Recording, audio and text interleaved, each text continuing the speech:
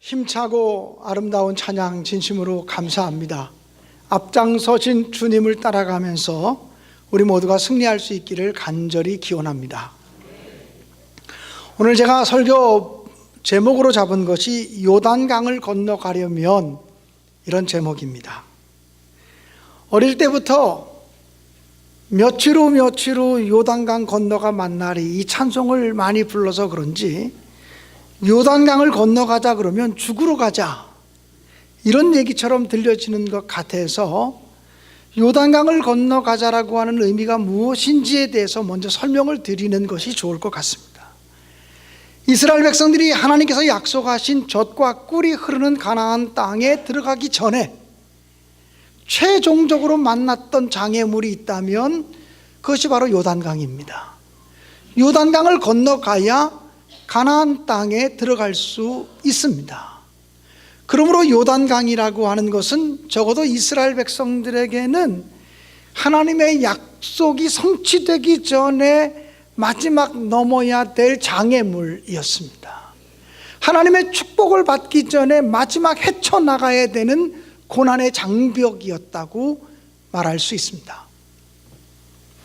여러분, 이스라엘 백성들 앞에만 요단강이 있는 것이 아니고 하나님께서 우리와 우리 가정에 약속하신 축복과 은총이 있는데, 그런 하나님의 약속과 축복은 요단강을 건너가는 자들에게만 열려지는 축복인 줄로 믿습니다. 하나님의 축복을 받기 전에 반드시 우리가 넘어서야 되는 장애물들이 있다는 것입니다.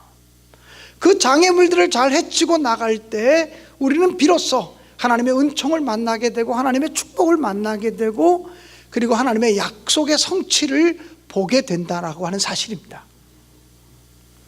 교회적으로도 보면 하나님께서 우리에게 주시려고 하는 축복을 받기 전에 반드시 우리가 넘어야 되는 요단강과 같은 장벽이 있습니다.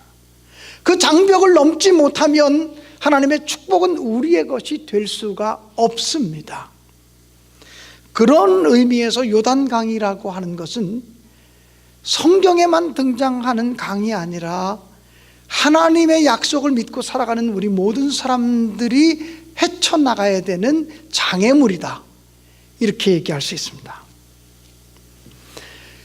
이스라엘 백성들은 모세의 인도함을 받아서 출애굽해서 40년 동안을 광야 생활을 하며 살았습니다. 사실 이스라엘 백성들이 하나님의 명령에 즐거이 순종하기만 했다면 적어도 2년이 되기 전에 가나안 땅에 들어가서 정착했을 것입니다. 근데 이스라엘 백성들이 하나님의 약속을 의심했고 하나님을 온전히 신뢰하지 않았기 때문에 하나님께서는 이스라엘 백성들이 아직 새 땅의 주인공이 될 만한 자격이 없다고 말씀하시면서 다시 광야로 가서 40년 동안을 유리방황해야 한다, 훈련받아야 된다라고 말씀하셨습니다. 하나님의 약속은 믿음의 준비가 갖춰진 사람에게만 와지는 축복이다라고 하는 것을 우리가 잊지 말게 되기를 간절히 바랍니다. 광야 40년을 살아오면서 이스라엘 백성들은 다 죽었습니다. 그러니까 출애굽했던 1세대는 다 광야에서 죽고, 이게 40년이 지난 다음에 지도자도 바뀌었습니다. 모세도 하나님의 부르심을 받았기 때문에 모세의 후계자인 여호수아가 지도자가 되어서 이스라엘 백성들을 이끌고 가나안 땅에 들어갈 때, 그 가나안 땅에 들어갔던 사람들은 여호수아와 갈렙을 제외하고는 모두가 광야에서 태어난 출애굽 2세대들이었습니다. 출애굽 2세대들은 여호수아의 인도를 받아서 가나안 땅을 들어가기 위해서 요단강 앞에 섰습니다. 이 요단강을 건너야 가나안 땅에 들어갈 수 있는 것입니다. 하나님께서는 여호수아에게 말씀하시기를 요단강을 건너려면 이렇게 해라 말씀하셨습니다. 그리고 오늘 성경 본문인 여호수아 3장에 보면 이스라엘 백성들이 요단강을 건너는 이야기가 기록되어지고 있습니다. 어떻게 그들이 요단강을 건넜는지를 우리가 성경을 통해서 발견하게 되면 우리 삶 앞에 놓여진 여러 가지 형태의 장애물들을 어떻게 하면 우리가 극복할 수 있는지에 대한 지혜를 배울 수가 있습니다. 오늘 성경 본문에서 강조되어지는 중요한 키워드는 세 가지입니다. 첫째는 법궤입니다. 두 번째는 성결이라고 하는 단어입니다. 그리고 세 번째는 믿음입니다. 첫째, 하나님께서는 여호수아를 통해서 말씀하시기를 법궤를 앞장 세우고 가라, 이렇게 말씀하셨습니다. 평상시 이스라엘 백성들이 법궤를 맬 때는 레위 지파에 속한 고핫 자손들이 법궤를 메었습니다. 그런데 이번에는 하나님께서 여호수아를 통해서 말씀하시기를 제사장들이 친히 법궤를 메라고 말씀하셨습니다. 제사장들이 법궤를 메고 앞장서 가라, 이렇게 말했습니다. 이스라엘 백성들이 광야 40년 길을 행진할 때에도 법궤는 늘 이스라엘 백성들과 함께 했습니다. 근데 그때는 광야길을 행할 때는 법궤가 맨 앞에 간 것이 아니었습니다. 법궤가 가운데 있고, 법궤 앞에 세 지파가 있고, 법궤 뒤에 세 지파가 있고, 법궤 양옆으로 세 지파가 있어서 12지파가 법궤를 가운데 두고 행진했습니다. 그런데 요단강을 건너기 직전에 하나님께서 내리신 명령은 제사장들이 법궤를 메고 앞장서 가라고 말씀하셨습니다. 여러분, 이 법궤라고 하는 것은 무엇을 의미합니까? 법궤 안에는 세 가지가 들어가 있습니다. 첫째는 모세가 시내산에서 받았던 십계명 돌판이 들어가 있습니다. 그러므로 법궤를 앞장 세우고 가라고 하는 것은 모든 영적 전쟁을 치를 때 우리 앞에 있는 장애물들을 극복하기 위해서는, 우리 앞에 있는 모든 문제를 넘어서기 위해서는 하나님의 말씀을 앞장 세우고 살아가라고 하는 명령인 줄로 믿습니다. 하나님의 명령, 말씀을 앞장 세우고 가라는 것입니다. 두 번째는 그 법궤 안에 무엇이 들어가 있냐면 이스라엘 백성들이 광야에서 매일같이 거둬들였던 만나를 담아놓은 만나 항아리가 법궤 속에 들어가 있었습니다. 만나 항아리가 들어가 있는 법궤를 앞장 세우고 가라고 하는 것은 하나님이 도우시고 하나님이 먹이시고 하나님이 임재하심을 믿고 가라고 하는 것입니다. 언제나 우리를 떠나지 않고 우리를 지켜주시고 도와주시는 하나님을 바라보고 전진하라고 하는 말씀입니다. 우리는 종종 어려운 일을 만나면 곧잘 하나님을 바라보다가 또 우리의 시선이 자꾸 다른 데로 옮겨갑니다. 누구 나를 도울 사람이 없나? 사람을 바라보게 되고 그 문제를 해결하기 위해서 다른 인간적인 방법을 찾을 때가 얼마나 많은지 모릅니다. 그런데 하나님께서 이스라엘 백성들에게 법궤를 앞장 세우고 가라고 명령하신 것은 하나님을 바라보라 하는 명령인 것입니다. 세 번째, 그 법궤 속에는 무엇이 들어가 있냐면 아론의 쌍난 지팡이가 들어가 있었습니다. 아론의 쌍난 지팡이는 하나님의 권능을 상징하는 것입니다. 하나님의 권능, 하나님의 힘, 하나님의 능력을 상징하는 아론의 쌍난 지팡이가 있는 그 법궤를 앞장 세우고 가라. 다시 말하면 하나님의 능력을 믿고 가라, 하나님의 힘을 믿고 가라, 하나님의 권능을 믿고 전진하라 하는 명령인 것입니다. 사랑하는 여러분, 하나님은 또 여호수아를 통해서 명령하시기를 제사장들이 법궤를 메고 가는데, 그리고 이스라엘 백성들이 그 뒤를 따라가는데 법궤와 이스라엘 백성들 사이는 2000규빗의 간격을 두고 가라고 말했어요. 한 규빗이 어느 정도의 길이냐면요, 그 당시는 지금처럼 자가 없었기 때문에 성인 남자의 손끝에서부터 팔꿈치까지를 한 규빗이라고 생각을 했습니다. 성인 남자의 이 끝에서부터 여기까지가 한 규빗입니다. 소위 이제 하박이라 그러죠. 여기 상박, 하박. 이 하박의 길이가 한 규빗입니다. 사람 등치에 따라서 길이가 조금씩 다르겠습니다만 대략 45cm에서 50cm 정도 된다고 합니다. 그러니까 2000규빗 법궤를 메고 가는 제사장들, 앞장서는 제사장들과 이스라엘 백성들 사이에 2000규빗을 두라고 하는 것은 적어도 900m에서 1000m, 1km쯤 거리를 자라는 거예요. 여러분, 1km 짧은 거리 아닙니다. 1km 굉장히 긴 거리입니다. 지금 여기서부터 시나타운 사거리도 1km 안 됩니다. 여기서 어쩌면 중랑구청 훨씬 더 넘어가는 거리가 돼야 1km가 되어질 수 있습니다. 1km가 결국 짧은 거리 아닌데 1km를 두고 가라는 것입니다. 사실 요단강을 건너가는 것 자체가 요단강을 건너는 데 목적이 있는 것이 아니라 요단강을 건너면서부터 이제 가나안 원주민들과의 전쟁이 시작됩니다. 가나안 원주민들은 이스라엘 백성들이 자기들을 요단강을 건너서 자기들을 무찌르려고 오는 것을 알기 때문에 경비를 서고 있습니다. 쉽게 말하면 요단강을 건너가는 것부터가 전쟁하는 것입니다. 그런데 무기를 앞세우는 것도 아니고 군사를 앞세우는 것도 아니고 제사장들을 앞세우고 법궤를 앞장세워 가라고 하는 명령은 도대체 군사작전을 도무지 알지 못하는 하나님께서 내리신 명령입니다. 하나님께서는 세상적인 방법이 아니라 인간적인 방법이 아니라 당신의 방법을 통해서 놀라운 역사를 이루시겠다고 말씀하시는 것입니다. 법궤와 이스라엘 백성들 사이를 2000규빗, 적어도 900m에서 1000m 간격을 띄고 가라고 하는 것은 법궤, 하나님 말씀, 하나님의 임재를 앞장세우고 가는 것이 옳지만 하나님을 너무 가볍게 여겨서는 안 된다는 거예요. 하나님을 너무 가볍게 여기지 말라. 하나님 말씀들을 너무 가볍게 여기지 말라. 하나님이 우리의 아버지가 되시는 분이고 하나님이 우리의 친구와 같이 우리를 대해주시는 분이라고 해서 그분을 우리가 함부로 대할 수 없다라고 하는 사실입니다. 사랑하는 여러분, 우리 삶 앞에 여러 가지 형태의 요단강이 가로막혀 있습니다. 사람마다, 가정마다 그 요단강의 형태는 다를 수 있습니다.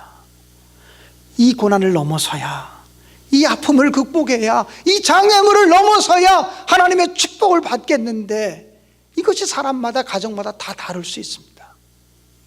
그러나 그것을 넘어가는 원리는 똑같습니다. 말씀을 앞장세우고 가라, 하나님의 임재를 믿고 가라, 하나님의 권능을 의지하고 가라고 하는 사실입니다. 여러분이 언제나 하나님의 법궤를 앞장세우고 가심으로 말미암아 여러분의 삶 속에 하나님의 권능, 능력, 기적, 축복이 나타나는 역사가 있게 되기를 주님의 이름으로 간절히 축복합니다. 두 번째, 오늘 성경 본문에서 중요한 단어는 성결이라고 하는 단어입니다. 하나님께서 여호수아를 통해서 이스라엘 백성들에게 말씀하시기를 너희는 스스로 성결케 하라. 여호와께서 내일 너희 가운데 기사를 행하시리라. 이렇게 말씀하십니다. 너희가 스스로 성결하고 거룩하게 하면 하나님께서 너희들 속에 임하셔서 기적을 행하실 것이다 라고 말씀해 주셨습니다. 사랑하는 여러분, 조금 전에도 말씀드렸지만 요단강을 건너가는 것은 소풍 가는 것이 아니고 나들이 가는 것이 아닙니다. 전쟁하러 가는 것과 똑같은 것입니다. 그런데 전쟁하러 가는 이스라엘 백성들에게 군장을 잘 꾸려라, 무기를 잘 정비하라, 갑옷을 입어라, 투구를 써라, 튼튼한 신발을 신어라, 이런 구체적인 명령을 내려야 되는데 주님은 그렇게 말씀하지 아니하시고 너희 스스로를 성결하게 해라, 너희 스스로를 거룩하게 하라고 명령을 내리고 있습니다. 하나님은 힘이 약한 자를 통해서도 일하실 수 있습니다. 하나님은 능력이 없는 자를 들어서 능력 있는 자를 부끄럽게 하실 수 있습니다.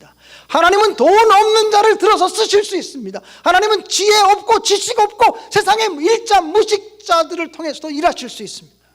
하나님은 권세가 없는 사람들을 통해서도 일하실 수 있습니다. 그러나 하나님은 죄악에 가득 물들어 있는 사람, 영적으로 더러움이 가득한 사람을 통해서는 일하시지 않습니다. 하나님은 불의와 함께 행하실 수 없는 거룩한 분이시기 때문에 그런 줄로 믿습니다. 그러므로 하나님께서 하나님의 능력을 보고 싶으냐, 하나님의 기적을 보고 싶으냐, 하나님의 권세를 경험하고 싶으냐, 그렇다면 너희 스스로를 성결하고 거룩하게 하라고 명령하고 있는 것입니다. 사랑하는 여러분, 하나님의 은혜를 제가 맛보고 싶어요, 저도 하나님의 사랑을 경험하고 싶어요, 이런 고백이 있다면 하나님 앞에서 자기를 깨끗하게 하시기 바랍니다. 하나님 앞에 자기를 거룩하게 하시기 바랍니다. 거룩함이라고 하는 것은 구별되었다는 것입니다. 구별하는 것이 거룩함입니다. 물질도 구별하면 거룩한 헌금이 됩니다. 똑같은 날이지만 구별하면 이 일은 거룩한 날, 성일, 주일이 되어지는 것입니다. 시간도 구별할 때 그 구별된 시간이 거룩한 시간이 되어질 수 있습니다. 사랑하는 여러분, 거룩함으로 무장하셔서 하나님이 여러분을 통해서 일하실 수 있도록, 하나님이 우리 가정을 통해서 역사하실 수 있도록 하나님께 부끄러움이 없는 삶을 드리기를 주님의 이름으로 간절히 축원합니다. 세 번째로 하나님께서 이스라엘 백성들에게 내리신 명령입니다. 특별히 제사장들에게 내리신 명령입니다. 너희들은 법궤를 메고 이스라엘 백성들의 앞서서 가다가 요단강 앞에 오면 요단강 물을 발로 밟고 서라, 이렇게 말씀하십니다. 여러분, 이 요단강이라고 하는 강은요, 비가 오지 않는 계절에는 3m 정도 폭이 줄어듭니다. 여러분, 3m면 여기서 요 정도밖에 되지 않습니다. 그리고요, 그 깊이도 60cm, 70cm까지 줄어들어서 개천이 됩니다. 그러니까 얼마든지 바지만 걷으면 그냥도 건너갈 수 있는 강입니다. 그런데 우기가 되어지면 그 길이가 한 160m 정도 커집니다. 아마 한강 정도 넓은데, 한강까지는 아니지만 아무튼 160m, 200m 정도로 커지고요. 그리고 깊이가 3m 정도의 깊이에 물이 차게 됩니다. 그러니까 이 요단강은 물이 범람하는 계절에는 쉽게 건널 수 없는 강입니다. 그런데 성경을 보니까 이스라엘 백성들이 여호수아와 함께 요단강을 건너가는 그 시기가 물이 범람하는 시기였다라고 말씀하고 있습니다. 가장 물이 깊고 많았던 시절에 건너가게 하셨다는 것입니다. 그런데 이스라엘 백성들이 홍해바다를 건널 때, 모세의 인도함을 받아서 홍해바다를 건널 때에는 하나님께서 뭐라고 말씀하셨냐면, 너희 이스라엘 백성들아, 너희는 가만히 있어, 여호와께서 너희를 위하여 행하시는 구원을 보라, 이렇게 말씀하셨고, 또 모세를 향해서 내가 들고 있는 지팡이를 들어서 홍해바다를 내리치라, 홍해바다가 갈라지리라고 말씀하셨습니다. 그래서 이스라엘 백성들이 홍해바다를 건널 때는 바다가 갈라진 것을 보고서 건넜습니다. 그런데 요단강을 건너갈 때에는 물이 갈라지지도 않았는데 제사장들에게 명령하기를 물이 갈라질 것으로 믿고 법궤를 메고 물속으로 들어가라는 것입니다. 그리하면 요단강이 갈라질 것이다, 이렇게 말씀하셨습니다. 여러분, 이스라엘 백성들이요, 그 요단강을 건너갈 때에는 믿음이 필요했다는 거예요. 홍해바다는 갈라놓고서 건너가게 하셨지만 요단강은 아직 갈라지지도 않았는데 하나님을 믿고 행하면 하나님이 도우실 것이다, 이 믿음으로 들어가라는 것입니다. 목숨을 걸고 순종해보라는 거예요. 하나님이 너희를 지키나 안 지키나, 하나님이 너희를 축복하나 축복하지 않나, 생명을 걸고 한번 순종해보라는 거예요. 그런 생명을 건 순종이 없이 가나안 땅, 새 땅의 주인공이 될 수 있겠느냐고 주님이 도전하시는 거죠. 그래서 이스라엘 백성들을 앞에 행했던 제사장들이 법궤를 메고 요단강 물을 발로 밟고 들어갔다고 성경은 기록하고 있습니다. 제사장들이 요단강 물을 밟았을 때 비로소 요단강이 갈라졌는데, 성경을 보니까요, 제가 다 6장을 다 3장을 여호수아 3장을 다 읽지 않았습니다만 여호수아 3장에 보면 저 멀리 있는 아담 성읍 변두리에서부터 물이 멈춰섰다 그랬어요.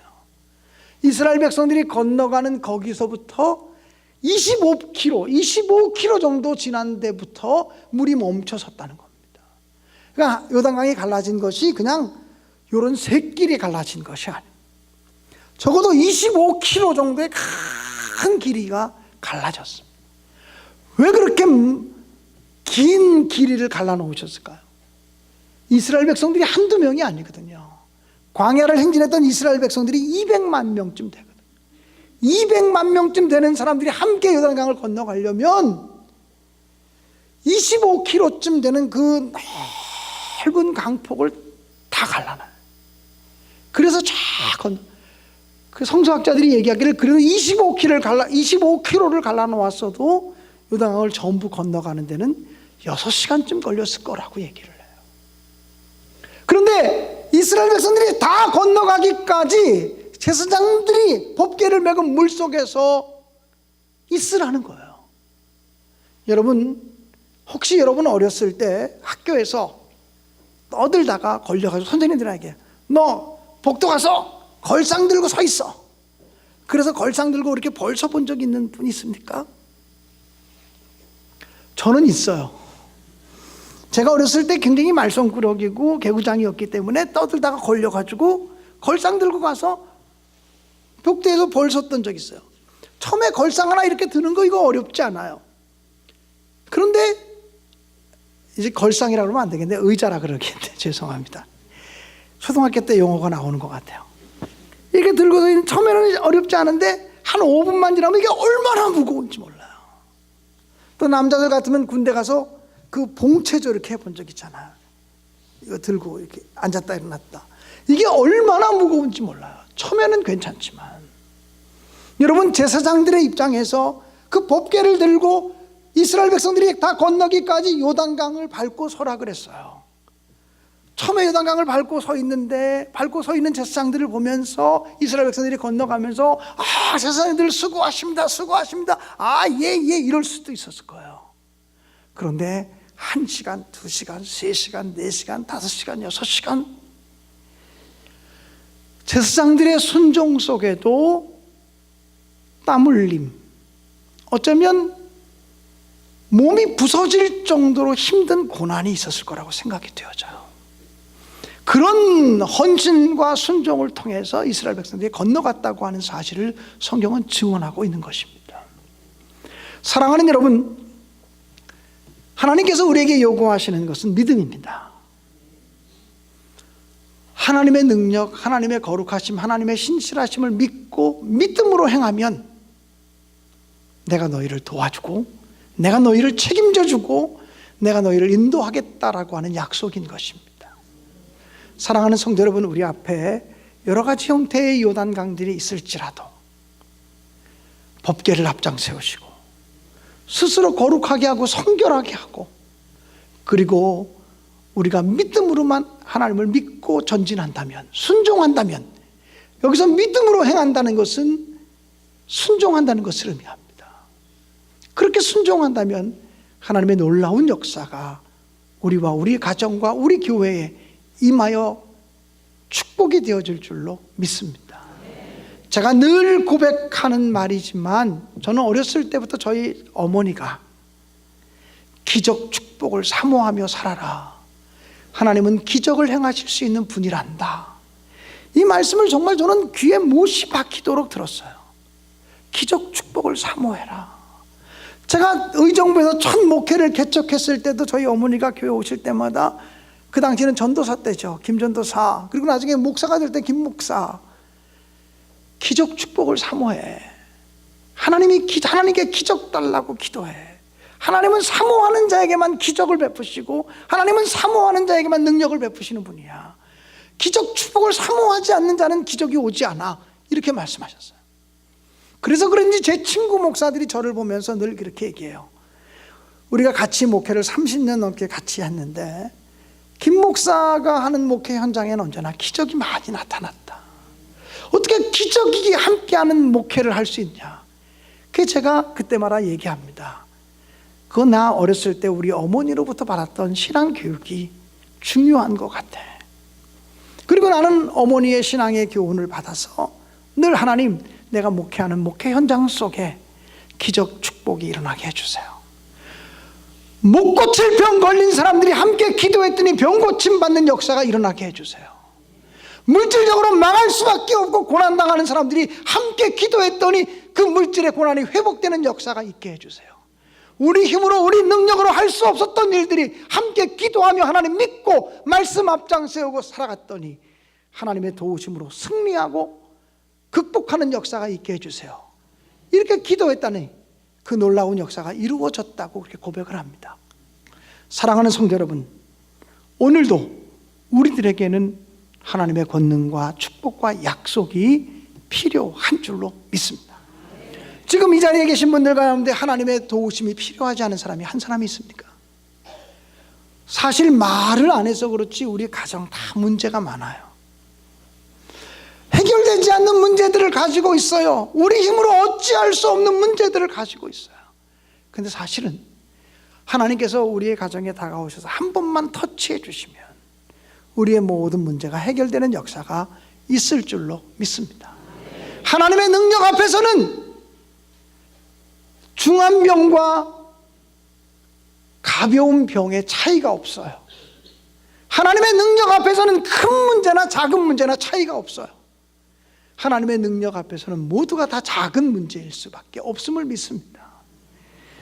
우리의 삶 앞에도 요단강이 갈라지는 역사가 있게 되기를 주님의 이름으로 축원합니다. 한 가지만 더 첨부하고 싶은 것이 있다면 요단강을 건너갔던 사람들은 출애굽 1세대가 아니고 2세대들이에요. 그들은 광야길을 걸어가면서 자기의 부모들 출애굽 1세대들을 통해서 이런 얘기를 많이 들었을 거예요. 야, 우리가 애굽에서 출애굽할 때에 얼마나 굉장한 일이 있었는 줄 아느냐? 홍해바다가 갈라졌어. 하나님의 능력 앞에 홍해바다가 갈라졌어. 이 얘기들을 계속 부모님들로부터 들었을 것입니다. 그러면서 그들은 야, 어떻게 홍해바다가 갈라져? 어떻게 모세가 지팡이로 내리친다고 홍해바다가 어떻게 갈라져? 믿으면서도 의심하면서도 그런 여러 가지 마음들이 들었을 것입니다. 그런데 물이 갈라지는 역사들을 자기들이 경험하는 것입니다. 이제는 하나님의 능력이 부모가 경험했던 하나님이 아니라 내가 만난 하나님을 경험하게 되는 거예요. 부모가 간증하는 그 하나님이 아니라 내가 만난 하나님을 내가 입으로 간증할 수 있게 하셨다라고 하는 사실이에요.